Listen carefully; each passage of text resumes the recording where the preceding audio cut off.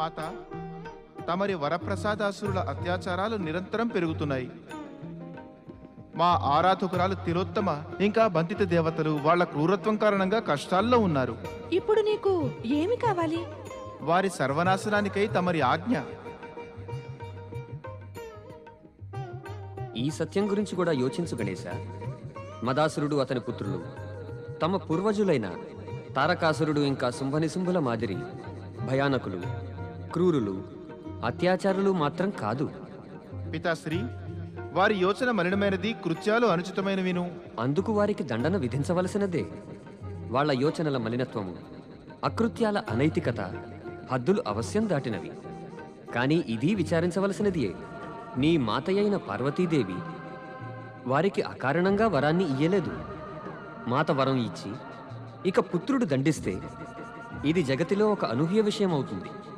పితాశ్రేష్ఠ, మాత వారికి అకారణముగా వరాన్ని ఇయ్యకుంటే నేను వారిని అకారణముగా దండించే ఇష్టపడను. నీవు ఏం చేద్దామనుకుంటున్నావో అది ఉచితమైనదే. కానీ పరిస్థితిని విశ్లేషించడము కూడా ఆవశ్యకమే.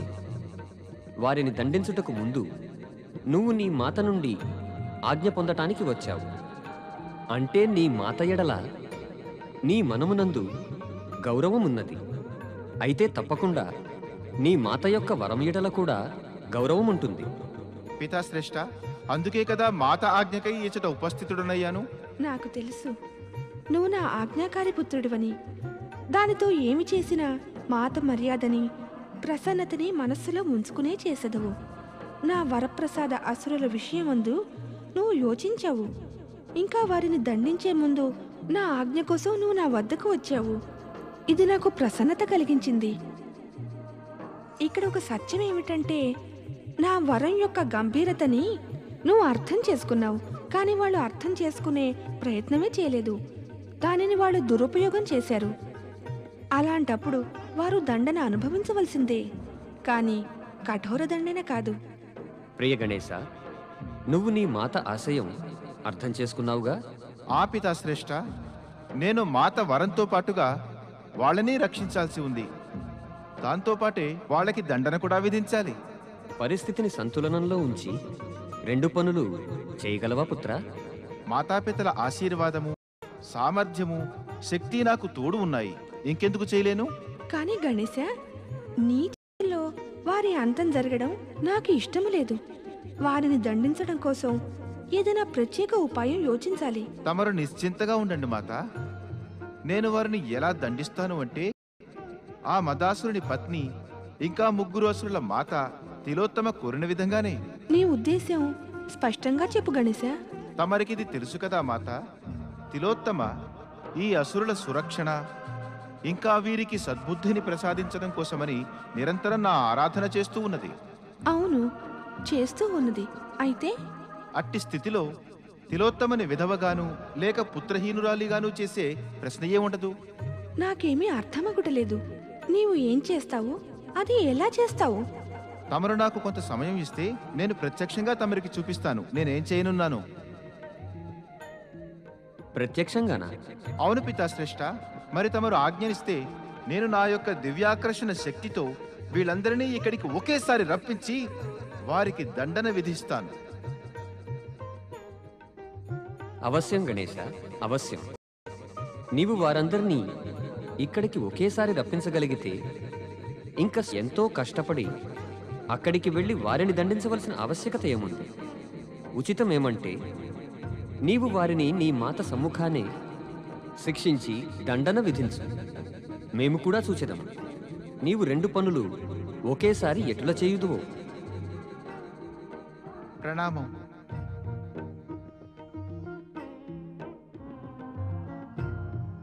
మదాసురా!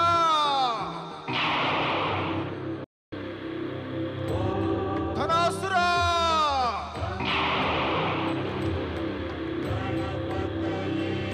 లోలుపాసురా! విలాసాసురా! వీరందరినీ దుష్కర్మలకై ఉత్సాహపరిచి ప్రేరేపించి దైత్య గురు శుక్రాచార్య!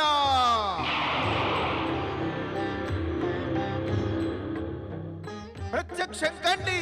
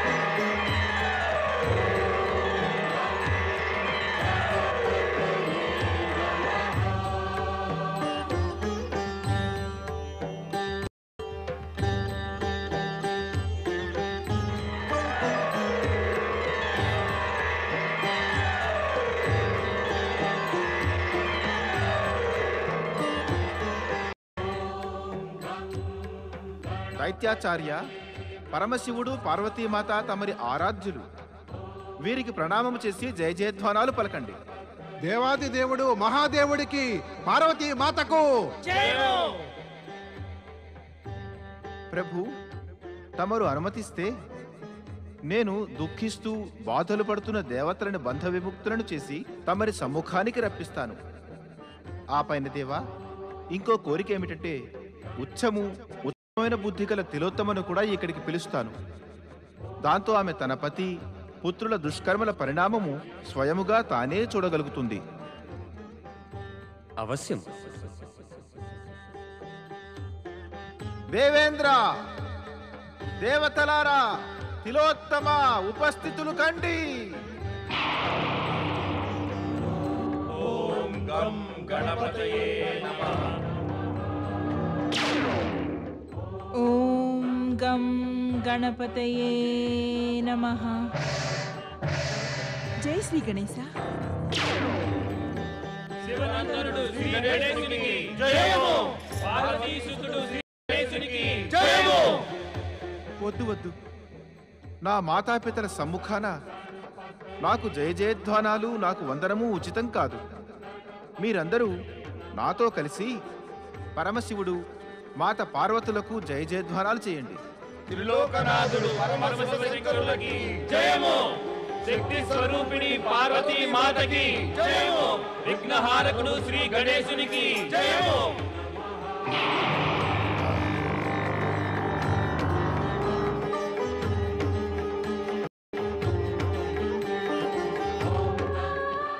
ఓ శ్రీ గణేశ, ఓ సిద్ధి వినాయక, నేను తమరిని వేడుకుంటున్నాను. నా పతిని, నా పుత్రులని తమరి క్రోధానికి బలి చేయకండి. వీరిపై దయ చూపండి, వీరిపై దయ చూపండి. చింతించకు తిలోత్తమా. నీ ఆరాధ్యుడైన శ్రీ గణేశుడు నీ మనసుని బాధించేలాగా ఏ పని చేయడు, చేయబోడు. ధైర్యాన్ని వహించు. తిలోత్తమ ఇప్పుడిప్పుడే ఏమన్నదో విన్నారుగా మీరు. ఆమె ఇప్పటికీ మీ సద్భావననే కలిగి ఉన్నది, ఇంకా దయను చూపమంటున్నది. మీ మనములయందు సద్భావనను నెలకొల్పి సద్బుద్ధిని కలిగించమని తిలోత్తమ ఎప్పుడూ మమ్ము ప్రార్థిస్తూ ఉండినది.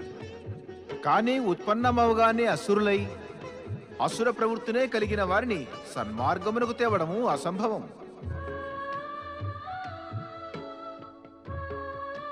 దైత్యగురు, తమరే చెప్పండి. పరమపిత బ్రహ్మదేవులు దైత్యులు నివసించడానికి ఏ లోకమును నిర్దేశించినారు? పరమపిత బ్రహ్మదేవులు దైత్యుల ఒక్క పాతాళ లోకమే నిర్ధారించినారు. కానీ క్షమించండి శ్రీ గణేశ, మేము పరమపిత బ్రహ్మదేవుల ఈ అన్యాయపూర్వక వ్యవస్థని అంగీకరించలేకయున్నాము. పాతాళ లోకమంత చిన్న ప్రదేశము దైత్యులకు ఎప్పుడూ సరిపోయేటటువంటిది కాదు. బాహువుల యందు అనంత శక్తి, మనస్సులలో పూర్ణ ఉత్సాహము నిండియున్న అసురులు సంతసించేది కేవలం పాతాళ లోకంతోనే కాదు. వారికి 3 లోకాలపైన అధికారం సంప్రాప్తించుకున్న పిమ్మట కూడా సంతృప్తి కలుగదు. ఈ పిరికి దేవతలు స్వర్గాధికారమును సురక్షితంగా ఉంచ సమర్థులు కానప్పుడు స్వర్గం తమ అధీనంలోనే ఉంచుకున్న వారికి ఏం అధికారం ఉన్నది? ఇక మరి అసురులు తమ శక్తి బలములతో స్వర్గాధికారం కోరుకున్నతో అనుచితమేమున్నది? దైత్యగురు శుక్రాచార్య, బాహువులలో అనంత శక్తి, మనముల యందు పూర్ణ ఉత్సాహం ఉన్నటువంటి తమరి శిష్యులు దక్షులు అయిన తమరి 4 అసురులు ఇచ్చట నిలబడి వణుకుతూయున్నారు. నారాయణ నారాయణ. జగత్పిత పరమశివ శంకరులు మాత పార్వతుల సముఖానికి వచ్చి జగతి అందరి సకల ప్రాణులు నిర్భయులగుదురు. కానీ ఈ తమరి 4 అసురులు అకారణంగా భయభీతులవుతున్నారు. అభయస్థలమునకు వచ్చి భయపడువారు వారు ముల్లోకములకు అధికారులు అయ్యి ముల్లోకముల అస్తిత్వమును సమాప్తముందించదలుచుకున్నారా? ఇట్టి భీరువులకు ముల్లోకముల అధికారం ఏమిటి? అసలు పాతాళలోక అధికారము సంప్రాప్తించరాదు. దైత్యగురు, తమరికి అగుపించుట లేదా? తమరి ఈ 4 అసురులు తమ స్థానముల నుండి పతితులయ్యి ఎట్టి దయనీయ స్థితిలో నిలబడి ఉన్నారు. తమరి శిక్షణ వీరికి లాభమును చేకూర్చనే లేదు. నారాయణ నారాయణ. ఈ స్థలమందు తమరు అనుచిత పదాలను కనుక ప్రయోగిస్తే పరమశంకరులు ఇంకా శ్రీ గణేశుల కోపమునకు గురి అవ్వక తప్పదు. అందుచేత జాగ్రత్త. దైత్యగురు, తమరు అసురుల అంతమును వాంఛిస్తున్నారా లేక పాతాళలోకమందు వీరి నివాసమా? తమరు మాకు నిర్ణయం తీసుకున్నట్లో సహకరించుకుంటే మేమే స్వయముగా నిర్ణయించగలము. ఇప్పుడు మేము తిలోత్తమ 3 పుత్రులని పాతాళలోకమున కంపెదము. అట్ట భవిష్యత్తునందు ఈ 3 స్వర్గము పైన లేక పృథ్వీపైన అధికారము చేజిక్కించుకున్న ప్రయత్నిస్తే వీరి అంతము నిశ్చయమగును. వద్దు.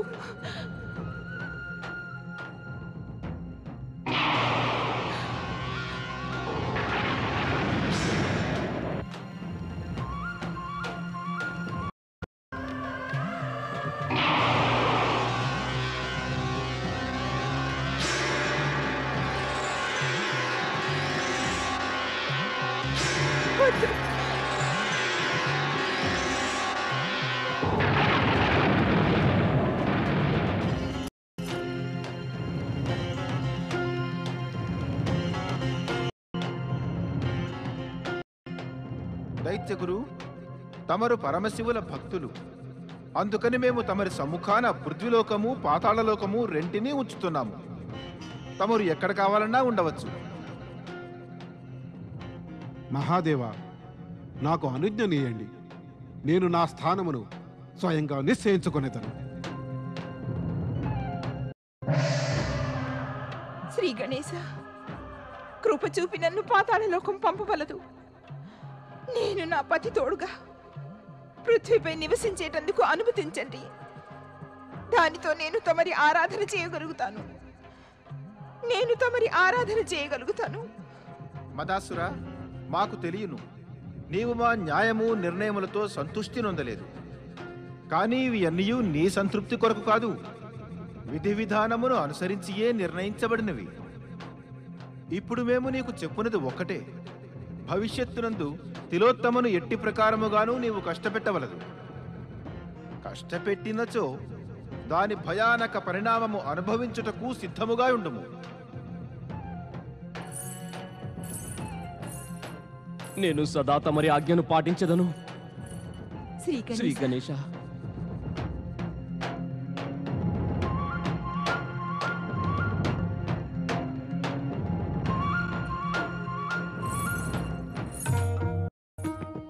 నారద, నేడు నీ మౌనము ఆశ్చర్యజనకముగానున్నది. నీవు దేవతల యొక్క ఋషివి అయినప్పటికీ నీవు దేవతల విషయమై ఏమీనూ అనలేదు. ఇంకేమీ అనగలను మహాదేవ. వీరి విషయమై ఎన్నో అన్నాము, ఎన్నో విన్నాము. ఇప్పుడు ఇక అనుటకు ఏమీనూ మిగులలేదు. ఇక పైగా శ్రీ గణేశుల న్యాయ నిర్ణయము, బుద్ధి కుశలతలతో ఎంతో మంత్రముగ్ధునైతిని. అంతే, దీనిపై ధ్యాసయే లేదు. శ్రీ గణేశుడు ఎంతో తన న్యాయమందు పార్వతీమాత వరమును కాపాడినారు. ఇంకా స్వర్గమును అసురుల నుండి కాపాడి వారిని యథాస్థానానికి పంపే ఏర్పాటు చేసింది. ఇప్పుడు స్వర్గము మరలా దేవతల అధికారములోనికి వచ్చినది. ఇది హర్షించదగిన విషయం. పరమేశ్వరులు పరమశివ శంకరులకు జయము. సర్వశక్తిదాయిని పార్వతీ మాతకి జయము. సిద్ధి వినాయకుడు శ్రీ గణేశునికి జయము. దేవేంద్ర, స్వర్గము నుండి అపహరించబడిన సమస్త సంపద మరలా స్వర్గలోకం వచ్చి చేరినది. శచీదేవి అచట నీ కొరకు ప్రతీక్షిస్తూ ఉన్నది. ఇక మీరందరూ నిశ్చింతగా స్వర్గలోకమునకు వెళ్ళండి. ఓ విషయం మరువకండి, మీరు శక్తి సదాచారముల పట్ల సావధానులై ఉంటేనే స్వర్గలోకం మీకు సురక్షితముగా ఉండగలదని తెలియండి. మీకు శుభమగుగాక. దేవాది దేవుడు మహాదేవుడు శివశంకరులకు జయము. శక్తిదాయిని మాతా పార్వతీకి జయము. విఘ్నహారకుడు శ్రీ గణేశునికి జయము.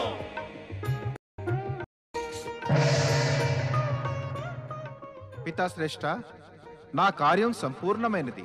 ఇక నాకు అనుజ్ఞనియ్యండి. శ్రీ గణేశ, తమరు నాపై కూడా కృప చూపి నాకు వరాన్ని ఇయ్యండి. నేను తమరికి వరమునియ్యవలెనా? నా మాతాపితల కృప తమపైన ఉన్నది. మరి తమరికి ఎవరి వరము యొక్క ఆవశ్యకత ఉన్నది? ఇకపోతే నేను కేవలము సద్బుద్ధిని ఇంకా సదాచారమునే వరముగా ఇయ్యగలను. అవి తమరి వద్ద ఉండనే ఉన్నవి. ప్రణామం. నారద, గణేశుడెంతో చతురంగా మాట్లాడాడు. అవును పరమశివ, మాతాపితల ప్రభావము సంతానము పైన ఉండును కదా. ఇంకా నాకు అనుజ్ఞనీయండి. నారదా, బహుసమయము నుండి నీవు వైకుంఠము వెళ్ళలేదు.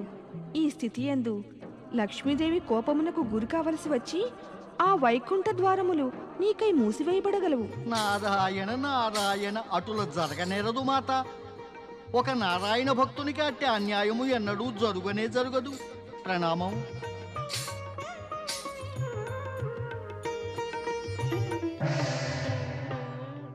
తమరు నవ్వుచున్నారా? నాకు చెప్పకనే మాటి మాటికి అదృశ్యులై ఎసటుకో పెడుతుంటారు. ఇక తిరిగి వచ్చినప్పుడు బాధలు చూపడం కాక నవ్వుతారు. స్వామి, ఇప్పుడు చెప్పండి, తమరు వెళ్ళినప్పుడు నన్ను వెంట ఎందుకు కొనిపోరు? దేవి, కొన్ని స్థానములలోనికి నిన్ను కొనిపోవట సంభవము కాదు. లేదు స్వామి, లక్ష్మీ పోవుట సంభవం కానిది ఈ జగతినందు ఎట్టి స్థానమూ లేదు. తమరే చెప్పండి, జగతినందు అట్టి స్థానము ఉన్నదా? ఎచ్చట శోభ, సిరి సంపదలు, వైభవముల ఆవశ్యకత ఉండదు. దేవి, ఈ జగతియందు కొందరు ప్రాణులు ఉన్నారు. వారికి శోభ, వైభవము, సంపద అన్న కొంచెమైనా ఆసక్తి ఉండదు. వారు ప్రభువు నామమునే జపిస్తారు. నారాయణ నారాయణ. శ్రీ మహావిష్ణు, మాతాలక్ష్మి, బహుకాలంగా తమరి సేవకై ఉపస్థితులను కాలేకపోతుంది. అందుచే నేను తమరిని క్షమాయాచన చేయ కోరుతున్నాను. క్షమాయాచనను చేయవు, కేవలము యాచించాలని కోరుకుంటున్నావు. అంటే నీవు క్షమాయాచననే కోరికతోనే ఆగిపోయి ఉన్నావు. మాత, తమరు నాపై అత్యధిక కోపముగా ఉన్నారు. అవును నారదా, నీవు అనుకునేది సత్యమే. క్రోధితురాలనయ్యే వివసురాలిని. నీకు ఎట్టి అహితము చేయలేను. నీవు నీ నారాయణునికి పరమభక్తుడివి. ఇక నీపై క్రోధితురాలనవ్వడము అంటే నీ నారాయణుని క్రోధితుల్ని చేయుటయే. శాంతించండి మాత, శాంతించండి. నేను క్షమార్థిని. తప్పు చేసి అపరాధము చేసి క్షమించమని అడుగుట అత్యంత సులభోపాయము ముక్తుడగుటకు నీవు ఇదే చేసెదవు. శక్తివంతులు సమర్థవంతులే క్షమించగలరు మాత. ఇక తమరైతే లేదు, నేడు నిన్ను హెచ్చరించుచున్నాను. భవిష్యత్తునందు వైకుంఠానికి దూరముగా ఉన్నచో నేను నీ నారాయణుని క్రోధము గురించి యోచించకనే నీ కొరకు వైకుంఠ ద్వారములు ఎప్పటికీ మూసివేయగలను. వద్దు మాతా, వద్దు. భవిష్యత్తులో నా అట్టి పొరపాటు జరగదు. పార్వతీమాత సరిగానే చెప్పి ఉన్నారు. తమరు నన్ను దండించదలుచున్నారు. అందుచేతనే నేను పరుగు పరుగున తమరి సేవకై వచ్చి ఉన్నాను. అంటే నీవి సమయమున కైలాసము నుండి వచ్చుచుంటివా? అవును ప్రభు, నేనచ్చటి నుండి శ్రీ గణేశుని అద్భుత లీలలను చూసి వచ్చుచున్నాను. ధన్యులు ఆ శ్రీ గణేశులు, ఇంకా ధన్యులు ఆయనకి జన్మనిచ్చిన పార్వతీమాత, ధన్యులు ఆయన జనకులు పరమశివశంకరుడు. పుత్రుడనిన అటులేయుండవలే. ఏమిటి నారదా, తన్మయత్వంతో శ్రీ గణేశుని చేయుచుంటివి? అట్టి గొప్ప కృత్యం ఏమి చేసిన శ్రీ గణేశుడు? మాత ఆయన తమ మాత యొక్క వరమును గౌరవిస్తూ ముగ్గురు అసురులని పాతాళలోకమును కంపినారు. మరణకాండ లేదు, రక్తపాతము లేదు, యుద్ధము అసలే లేదు. పుత్రుడనినా అటులేయుండవలే.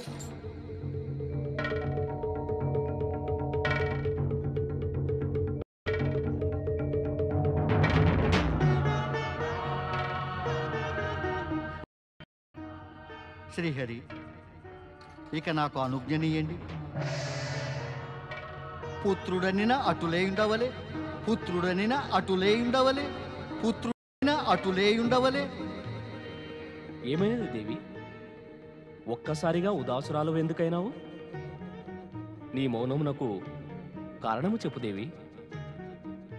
నీవు చెప్పినా చెప్పకయున్నను పరిస్థితి అవగతమవుచున్నది. గణేశుని విషయము, ఆ అద్భుత లీలలు, ఆ ప్రశంసనీ విని నీలో కూడా మాతృత్వం జాగృతమైనది. నీవు కోరుతున్నావు నీకు కూడా గణేశుని వంటి పుత్రుడు కలగాలని. అయితే అది సంభవమేనా స్వామి? అవును దేవి, ఈ జగతిలో అసంభవం ఏదీ లేదు. కానీ పుత్రునికై కోరిక పుత్రుని ఆరాధనతోనే సంభవం. అంటే దేవి, నీ కోరిక బ్రహ్మ విష్ణు మహేశుల ఆరాధనతో తీరదు. ఆ గణేశుని ఆరాధనతోనే పూర్తి అగును. అతనినేగా పుత్రుని రూపంలో పొందగోరుతున్నావు.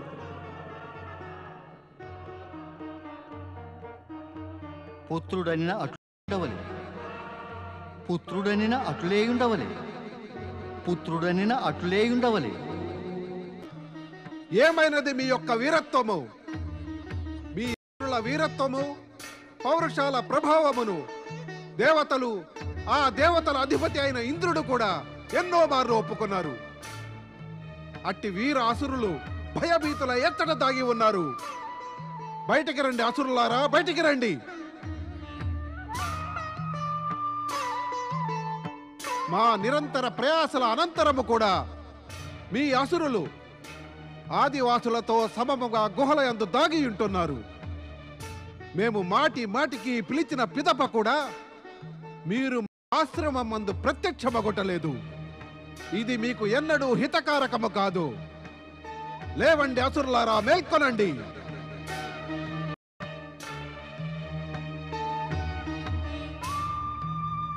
మీ అజ్ఞాత స్థలముల నుండి వెలుపలకి రండి. రండి అసురులారా, రండి.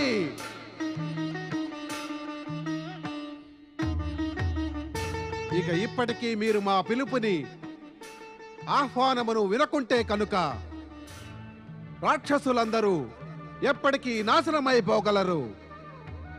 లేవండి అసురులారా, లేవండి, లేవండి, మేల్కొనండి.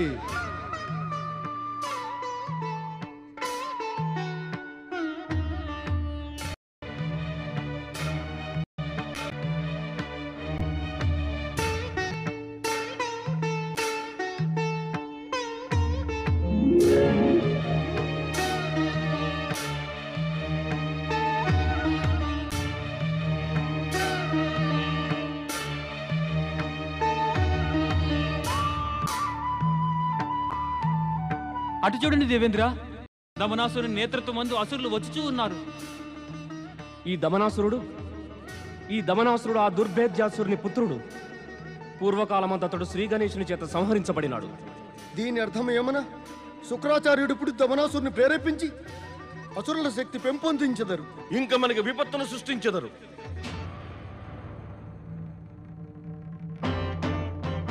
దమనాసుర, కొంచెం నీ దుర్దశను చూసుకో. ఇది చూసి నీకు లజ్జ కలుగుతున్నదో లేదో మాకు తెలియటం లేదు, కానీ నిన్ను చూసి మా మస్తకము లజ్జతో కృంగిపోవుతున్నది. నీవు కేవలం దైత్యునివి, మేము దైత్య గురువులము. ఆ దుర్భేద్యాసురుడు ముల్లోకములపైన విజయం సంప్రాప్తించుకుని దేవతలను స్వర్గం నుండి తరిమి వారిని దాగి ఉండేందుకు వివసుల్ని చేసినాడు. అట్టి దుర్భేద్యాసురుని పుత్రుడు నేడు శోచనీయము దుఃఖనీయ స్థితికి జారెను. ఏమైనది నీ శౌర్యము?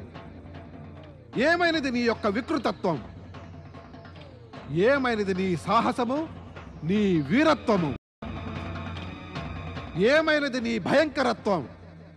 అది చూసి సంపూర్ణ సృష్టిలో హాహాకారాలు ఉత్పన్నమయ్యేవి. దైత్యగురు, మా ఈ దుర్దశకి కేవలం మేమే దోషులం కాదు, మాకు నేతృత్వం వహించు వారెవరూ లేకుండిరి. మాకు నేతృత్వమే ఉంటే మేము దేవతలని అణగద్రొక్కియుందుము. అవును దైత్యగురు, మేము వారిని అంతం చేసేవారు. తమరు మమ్మల్ని ఆవాహన చేసినారు, మేము ఏదో చేయవలని ఉత్సాహం కలిగింది దైత్యగురు. అవును దైత్యగురు, తమరి రాకతో క్రొత్త జీవితం లభించింది. ఇప్పుడు తమరు చెప్పినట్లే మేము చేయుదాం. తమరు మా యందు క్రొత్త ఆశను కలిగించినారు. చెప్పండి దైత్యగురు, అసురుల శత్రువులు ఎవరిని సంహరించాలి? మేము ప్రప్రథమంగా నీవు ఇది యోచించు. నీ ఈ దుర్దశకి ముఖ్యముగా కారణము ఎవరని? అసురుల దుర్దశకు ముఖ్యంగా సదా దేవతలే కారణమై ఉన్నారు దైత్యగురు. నిజం చెప్పినావు, కానీ మీది ఈ దమనాసురుని దుర్దశకి ముఖ్యమైన కారణము అసురులకు ఆరాధ్యుడైన పరమశివుని యొక్క పుత్రుడు శ్రీ గణేశుడు. వింటున్నావా దమనాసుర? నీ పితృకుడు గణేశుడు. అతను మన ఆరాధ్యుని పుత్రుడై ఉండి కూడా అసురులకు శత్రువు. ఈ గణేశునితోనే నీవు నీ పితా మృత్యువుకై ప్రతీకారం తీర్చుకోవాలి. తీర్చుకొనేదా దైత్యగురు? అవశ్యం తీర్చుకొనేదా. నా పితరుని హంతకునిపై ప్రతీకారము అవశ్యం తీర్చుకొనేదా. మరతను అసురుల ఆరాధ్యుడైన శివుని పుత్రుడైన గణేశుడైతే నేనతనిని విడువను దైత్యగురు. దమనాసుర, గణేశుడు శక్తివంతుడు. అతనిపై ప్రతీకారమునకై నీవు ప్రత్యేక శక్తులు ప్రాప్తించుకోవాలి. అది నువ్వు చేసేదను దైత్యగురు, అవశ్యము చేసేదను. పితరుని ప్రతీకారము తీర్చుకొనుటకు తమరు ఎట్టి ఆదేశము ఆజ్ఞలనిచ్చినను నేనవన్నీ పాలన చేసేదను. అయితే వెంటరా, ఆశ్రమంలో నీకు సర్వశక్తులను ప్రసాదిస్తాము. ఓం హ్రీం క్లీం శ్రీం చాముండాయ స్వాహా. ఓం హ్రీం క్లీం శ్రీం శక్తి దేవ్యో స్వాహా. ఓం హ్రీం క్లీం శ్రీం శివప్రియాయ స్వాహా.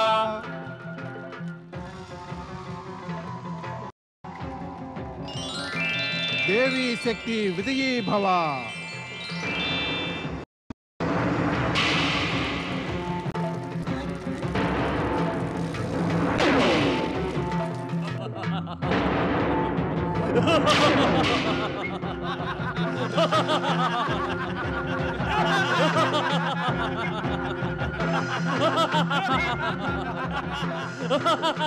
దైత్య గురువు శుక్రాచార్యునికి జయము. దైత్య శక్తులకి జయము. అసుర శక్తులకి జయము. దైత్య గురువు శుక్రాచార్యునికి జయము. దైత్య శక్తులకి దైత్య గురువు శుక్రాచార్యుని దైత్య శక్తులను పొంది